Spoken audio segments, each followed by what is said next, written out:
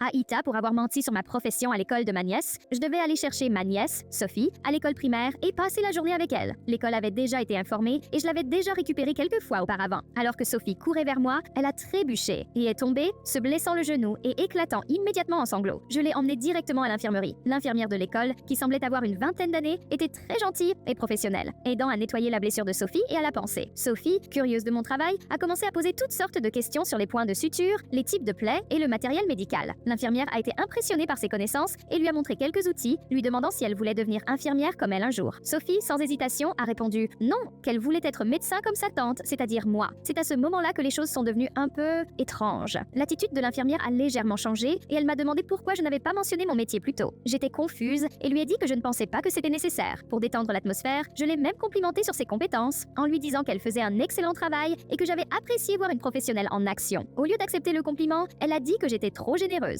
Je l'ai assuré que j'étais sincère et je l'ai remerciée à nouveau d'avoir pris soin de Sophie. Alors que Sophie et moi étions sur le point de partir, elle a soudainement fait remarquer qu'elle n'aurait jamais deviné ma profession parce que j'avais une meilleure apparence que la plupart de mes collègues. Je l'ai remerciée à nouveau, un peu perplexe face à son commentaire. Ensuite, elle a dit que je lui devais toujours quelque chose pour ne pas lui avoir dit mon métier et qu'elle avait l'impression que je l'avais testé ou évalué. J'ai été prise au dépourvu et me suis excusée, en lui assurant que ce n'était pas mon intention et que je savais qu'elle était parfaitement compétente dans son travail. C'est alors qu'elle a suggéré, d'un ton détendu, que je pourrais peut-être trouver un moyen approprié de me rattraper. Je lui ai dit que bien sûr, mais que je devais partir avec Sophie. Toute cette interaction m'a laissé perplexe, me demandant si j'aurais dû mentionner mon métier plus tôt. Ai-je été impolie? Mise à jour 5 jours plus tard, comme vous avez probablement pu le deviner en lisant mon post, j'étais complètement à côté de la plaque pendant toute l'interaction et je n'avais absolument pas compris qu'elle me draguait. Alors, après avoir lu vos conseils, j'ai décidé d'agir. J'ai demandé à ma sœur si je pouvais garder Sophie à nouveau et j'ai organisé de la récupérer à l'école. 10 minutes avant la sortie, je suis allée à l'infirmerie avec un bouquet de fleurs. Je l'ai remerciée encore une fois d'avoir pris soin du genou de Sophie et je lui ai demandé si j'avais encore l'occasion de me rattraper pour mon manque de politesse lors de notre dernière visite. Heureusement, elle a accepté. Nous avons eu un rendez-vous hier soir qui comprenait une promenade en soirée sur la plage et un dîner. À la fin de la soirée, je lui ai montré mon post original et disons qu'elle s'est autant amusée que vous tous. Elle ne cesse de se moquer de moi et de me taquiner sur le fait que j'étais complètement aveugle. Donc, au final, un grand merci pour vos conseils et votre encouragement, car grâce à vous tous, j'ai décroché un rendez-vous.